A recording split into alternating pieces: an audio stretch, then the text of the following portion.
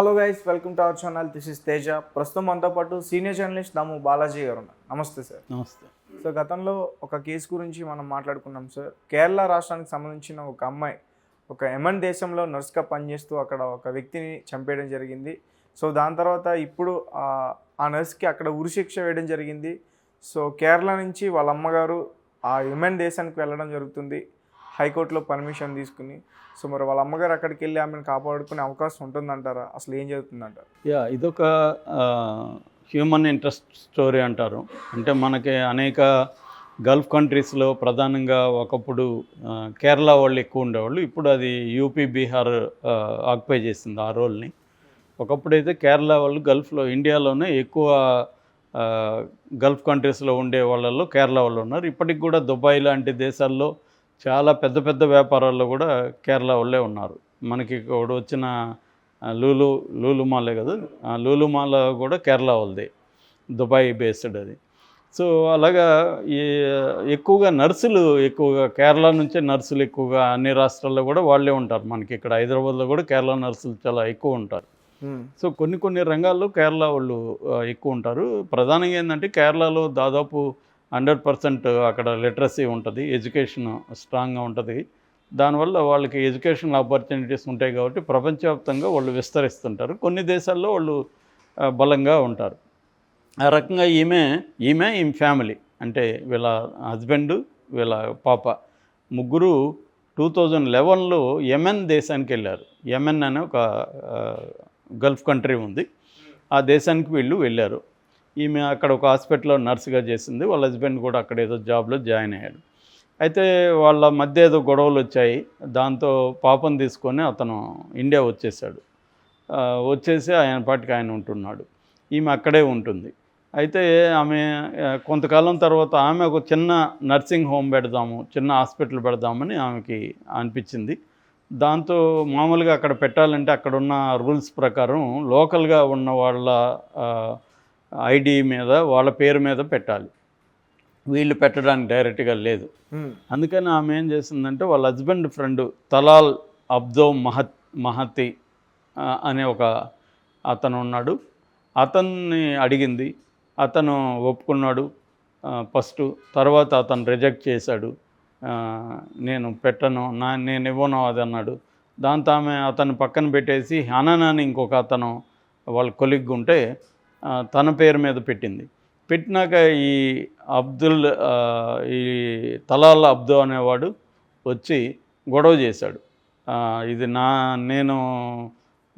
నన్ను అడిగావు కదా, కాబట్టి నేను కూడా హెల్ప్ చేశాను, నాకు దీంట్లో ఇన్కమ్ ఇవ్వాలి, వాటా ఇవ్వాలి. ఎందుకంటే ఈమె పెట్టింది సక్సెస్ అయింది, బాగా డబ్బులు వస్తున్నాయి. దాంతో వాడికి జలసీ వచ్చి నాకు డబ్బులు ఇవ్వాలని బెదిరించాడు, బ్లాక్మెయిల్ చేయడం మొదలుపెట్టాడు. బ్లాక్మెయిల్ చేస్తే ఈమె పోలీస్ కంప్లైంట్ ఇచ్చింది అతని మీద. ఇస్తే వాళ్ళు పోలీసులు అతన్ని అరెస్ట్ చేసి జైల్లో పెట్టారు.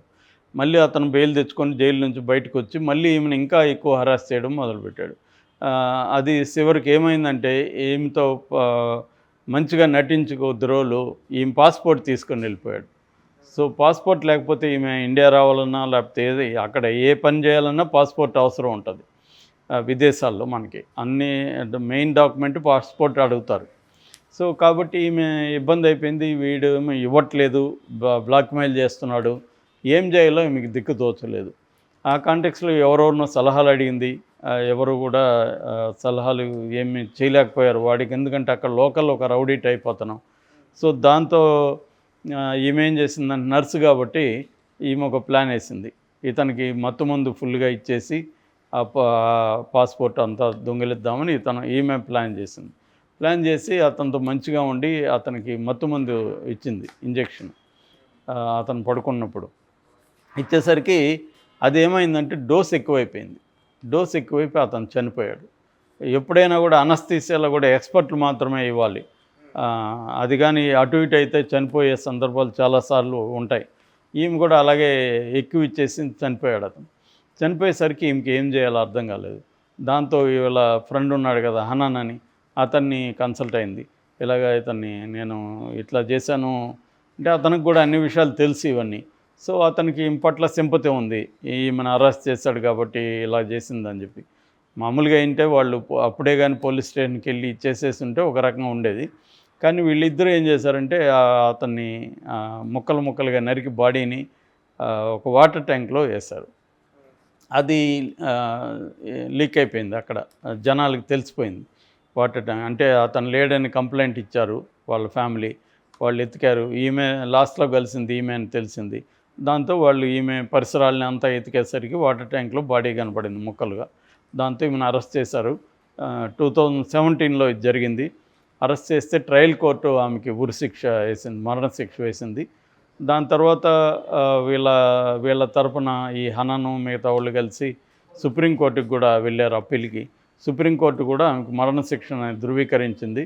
దాంతో 2018 నుంచి ఆమె జైల్లో ఉంది. ఇప్పుడు ఆమె తరపున పోరాడడానికి ఎవరు లేరు. అక్కడ అతను ఫ్రెండ్ కూడా, అతని మీద కూడా యావజ్జీవ కారాగార శిక్ష అతనికి కూడా పడింది. సో అతను జైల్లో ఉన్నాడు. ఆమెకి ఎవరు అక్కడ హెల్ప్ చేసేవాళ్ళు ఎవరు.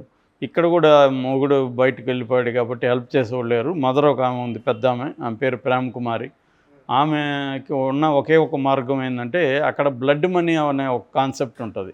బ్లడ్ మనీ అంటే అర్థమైందంటే, ఇప్పుడు ఈమె చంపింది కదా అతన్ని, వాళ్ళ బంధువులకి వీళ్ళు కానీ డబ్బులు ఇస్తే ఆ డబ్బులు తీసుకొని వాళ్ళు క్షమాభిక్ష పెడతారు. క్షమాభిక్ష పెట్టినట్టుగా గవర్నమెంట్కి తెలిపితే ఈ ఉరిశిక్ష, ఈ మరణ శిక్షను రద్దు చేస్తుంది ప్రభుత్వం. ఇది గల్ఫ్ దేశాల్లో, అనేక దేశాల్లో ఉంటుంది. దీన్ని బ్లడ్ మనీ అంటారు. ఈ మధ్య కూడా సిమిలర్ కేసు ఇట్లాంటిదే జరిగింది. ఒక సూడాన్కి సంబంధించిన ఒక అతన్ని దుబాయ్లో ఇట్లాగే ఒక మలయాళీ అతను పొరపాటున చంపేస్తే అతనికి కూడా మరణశిక్ష పడితే, అప్పుడు ఈ లూలు మాల్ యజమాని వాళ్ళకి దాదాపు ₹1 కోటి ఎంతో డబ్బులు ఇచ్చి, బ్లడ్ మనీ అంటారు దాన్ని, బ్లడ్ మనీ ఇచ్చి వాళ్ళ దగ్గర క్షమాభిక్ష పెట్టించుకొని బయటకు వచ్చారనమాట. అప్పట్లో ఈయన్ని లూలుమాన్ యజమాని అందరూ పొగిడారు కూడా, అతన్ని కాపాడారు అనేసి. అలాగా ఇప్పుడు ఈమె తరపున ఎవరు లేరు. అక్కడున్న కొలీగ్స్ ఎవరో కొంత మనీ కలెక్ట్ చేద్దామని కొంత ట్రై చేశారు, కానీ పెద్దగా స్పందన రాలేదు. ఎందుకంటే ఈమె అతన్ని చంపిన విషయం బాగా అక్కడ పబ్లిష్ అయింది. సో ఈమె చేసినది నేరమే కదా, ఈమెని మనం ఎలా సపోర్ట్ చేస్తామని వీళ్ళు ఆమెకు సపోర్ట్ చేయట్లేదు. దాంతో తల్లి ఏం చేసిందంటే ఇండియన్ గవర్నమెంట్కి అప్పీల్ చేసింది, నేను ఇలాగా యెమెన్ వెళ్తాను, యెమెన్కి నన్ను పంపించాను. ఇండియన్ గవర్నమెంట్కి యెమెన్కి మధ్య సంబంధాలు లేవు. ఎందుకంటే యెమెన్లో రెబల్ గవర్నమెంట్ ఉంది, అక్కడ రెబల్ తీవ్రవాదులు ఉన్నారు. అందుకని ఇండియన్ గవర్నమెంటు అక్కడున్న దౌత్యాధికారులని అంతా, అంబాసిడర్లు వాళ్ళందరినీ కూడా వెనక్కి తీసుకునేసింది. సో 2017 నుంచి ఇండియా నుంచి యెమెన్కి ఎవరిని కూడా పోవడానికి అనుమతించడం లేదు, వీసాలు కూడా ఇవ్వట్లేదు, అనుమతించడం లేదు. అందుకని ఈమె అప్పీల్ చేసుకున్నప్పుడు ఇండియన్ గవర్నమెంట్ రిజెక్ట్ చేసింది. ఎందుకంటే నీకు సపరేట్గా మేము ఇవ్వలేము, అలాగా ఎవరిని అనుమతించట్లేదు కాబట్టి అని చెప్పేసింది.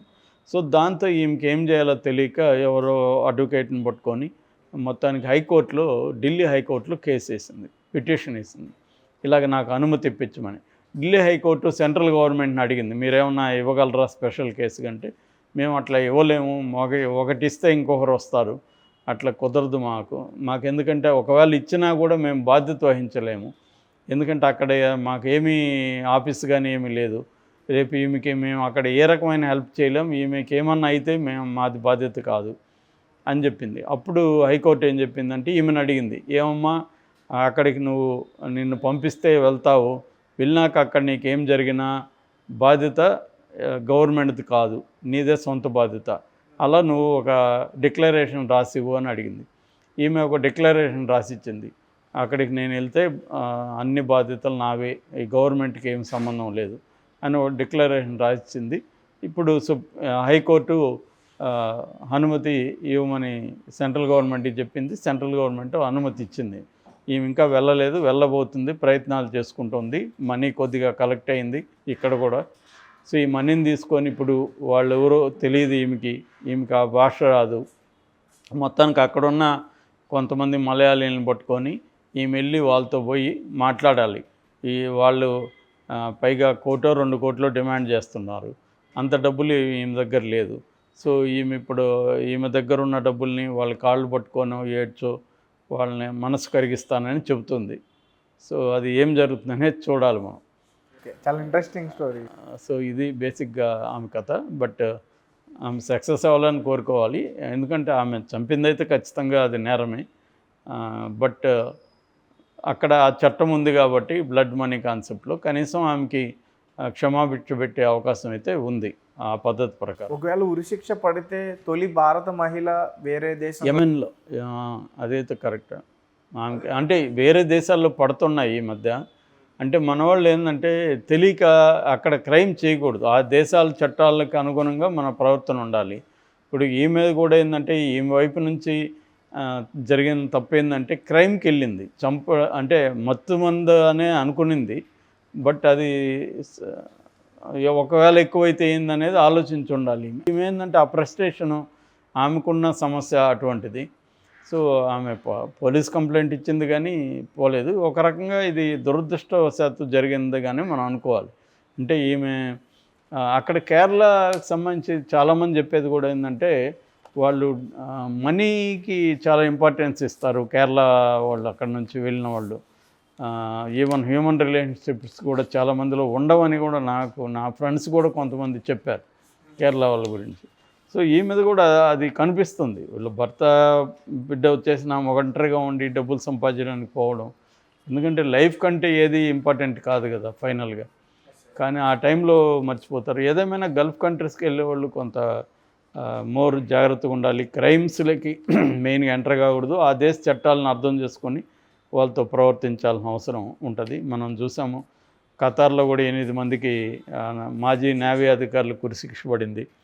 వాళ్ళని తీసుకురావడానికి కూడా ప్రభుత్వం ట్రై చేస్తుంది. కనీసం ఖతార్తో మనకి సంబంధాలు ఉన్నాయి, యెమెన్తో అయితే లేదు. సో ప్రభుత్వం వైపు నుంచి ఏమి కూడా చేయలేరు. సో ప్రైవేటు వ్యక్తులు ఏమన్నా ఆమెకి డబ్బులు ఇచ్చి అక్కడ వాళ్ళని సాటిస్ఫై చేయగలిగితే ఆ ఫ్యామిలీని, వాళ్ళు కూడా ఎలాగో చనిపోయిన వ్యక్తి రాడు, డబ్బులు తీసుకొని క్షమాభిక్ష పెడదామని అనుకుంటే మోస్ట్లీ పాజిటివ్గానే జరగచ్చు అని అనుకుంటున్నాను.